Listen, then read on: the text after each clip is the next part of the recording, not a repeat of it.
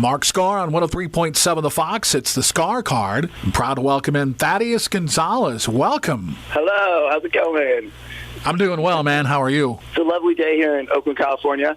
Thaddeus got on my radar because of a guy named Tim Narducci, who's a musician that our listeners should check out. He's got a great band right now. If you're into the Black Sabbath thing, The Watchers is totally the way to go. He does a lot of production as well, and one of those is he's been working with you on this new album called Opposite Faces, and so I thought we'd start there and talk about the song The Death of a Good Hustle, which also is a video. So tell me about this song, first of all, Thaddeus. I write all my songs on acoustic guitars because that's what I have right now. So this song came out of, I'm not sure how I got the title Death of a Good Hustle, because it was recorded at the end of 2019, and I probably wrote it in the summer of 2019. But I felt like I wanted to, there's a band called The Colts, which I think people are familiar with, but the guitars in The Colts, Electric, this album Electric, I really wanted the choruses to be strong like that, and the rest of the song I wanted to be kind of moody and dark. And when you're just writing on acoustic guitar, all that stuff is in your head, and you have to explain it to somebody how you want it to be, you know? You're like, well,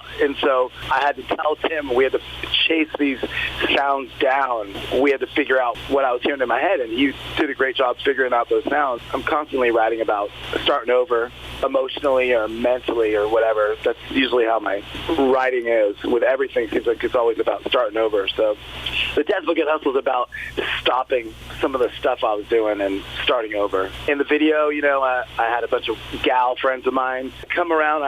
That video was kind of pulled from the movie Paranormal Activity. I think it's the third Paranormal Activity, and there's all these mature women, and they're like the witches, and I wanted all these mature women who look like witches to be in the video, kind of putting me in a spell. So that was kind of interesting to figure out. And then I ripped off from a Depeche Mode video from the early 90s. But everything is from something. That's how music is, you know. I'm not an originator. There's no originator. There's nothing really original going on. You just got to kind of you got to have your Barry Manilow with your Black Sabbath. That's how I kind of look at things. Interesting. You know, then you get something creative. Then you get something new. That's how I kind of look at stuff right now. Talking with Thadeus Gonzalez. So the title Opposite Faces, where does that come from? I was on tour, and I was in my South by Southwest tour, which was about a 3-week tour up through Kansas City, and I think I was in Iowa. Okay.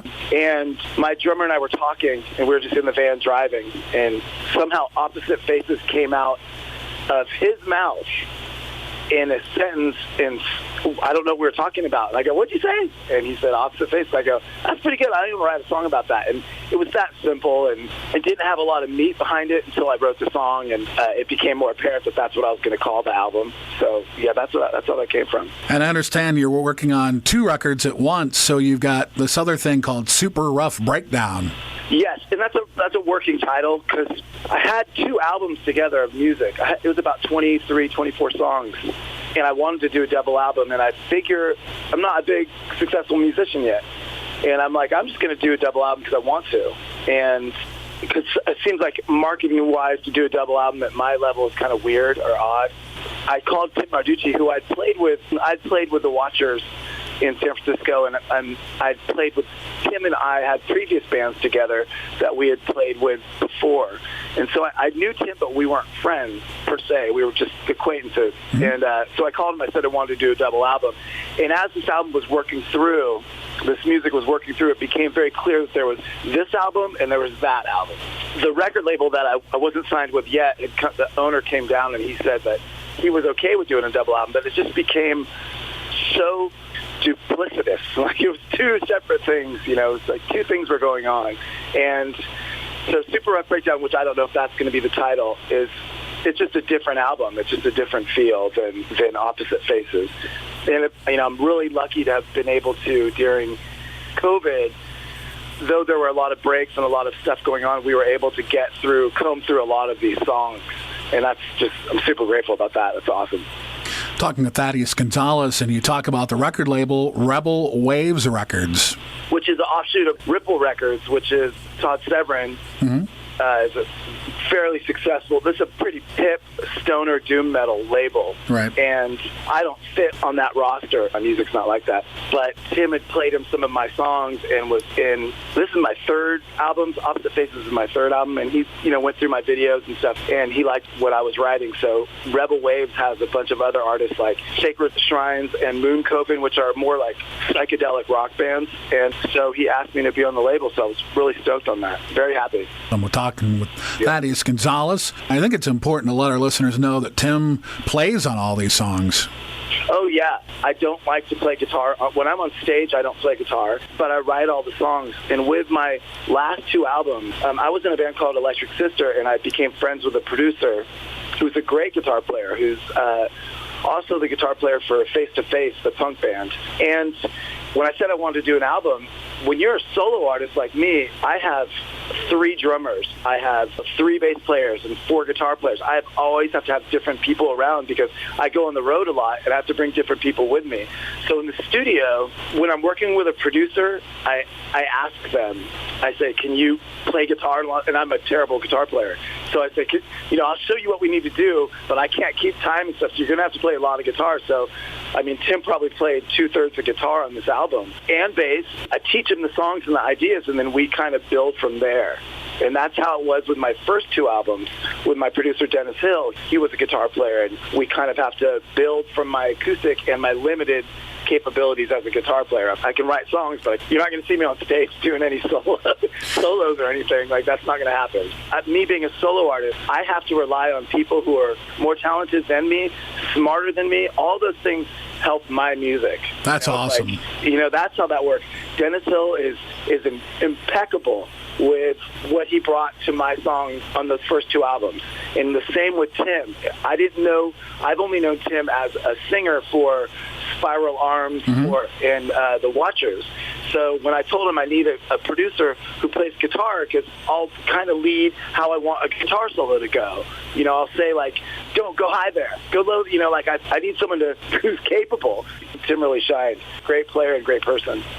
Talking with Thadeus Gonzalez about all manner of things. Something else I wanted to mention is Thursdays with Thaddeus. What happened was when COVID hit, I was in Los Angeles for rehearsals. It was March, and I had 6 shows at South by Southwest. It's a big to-do. And that got canceled, and I came home. And then the next month, I had a UK tour planned, and it was short. It was only like 2 weeks, maybe it was longer. I can't remember.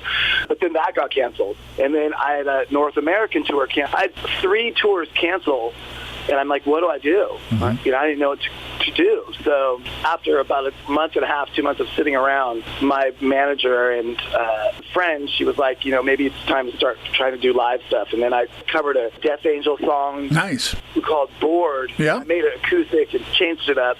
And then once I did that, then I kind of started realizing I needed to kind of do this. And then it turned into Thursdays with Thaddeus, which I screw up constantly. But it's fun playing songs. And every week it's like a whole different thing.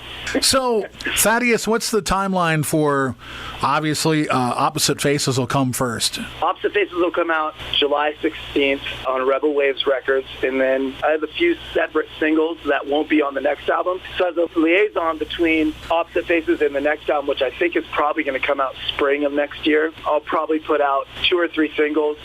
You can really do, in this day and age of music, you can do anything you want. I can just put stuff out. So with the amount of artillery music I have, I'm just going to keep music going out. So I actually have a new single off the album coming out May 7th called Never Tear Us Apart by NXS. Oh, yeah. Tune. Great song. Yeah, done very differently.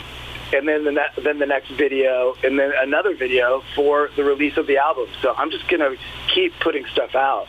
That's just how it's going to work right now. And I know people can find the music a lot of different places. Bandcamp would be one. That's, I think, where I found everything, and all the usual places. Yes, ThadeusGonzalez.com. Well, this has been a pleasure. Thank you for being on with us, and I look forward to following you. Awesome. I appreciate that, Mark. That's Thadeus Gonzalez. I'm Mark Skaar. This is the Skaar Kaard on 103.7 The Fox.